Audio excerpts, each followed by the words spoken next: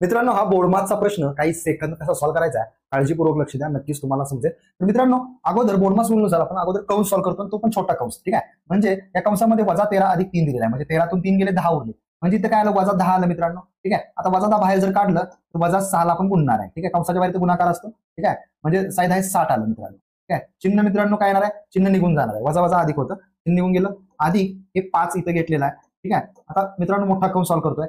60 आणि 5 झाले किती, 65 झाले. आता ह्या 65 ला मित्रांनो इथं 8 अधिक 7 ला आपण गुणणार आहे. म्हणजे बघा मित्रांनो, जर 7 ने जर गुणलं काय येते बघा, 7 35 ला 5 आलं, 7 42 आणि 3 45, म्हणजे यांची जर बेरीज केली मित्रांनो 463 तुमचं उत्तर यायला पाहिजे. ऑप्शन बी बरोबर आहे. समजून घेतलं, नाही समज डबल बघा, नक्कीच समजेल मित्रांनो. आणि आपण बेसिक पासून ऍडव्हान्स पर्यंत SJN अकॅडमीच्या ऍपवर गणित बुद्धिमत्ता शिकवत असतो. इथं मित्रांनो जरा टाइम कमी असल्यामुळे जरा फास्ट घ्यावं लागतं. SJN अकॅडमीच्या ऍपवर बेसिक पासून शिकवतो, त्यामुळे तुम्हाला काही अडचण असेल तर तुम्ही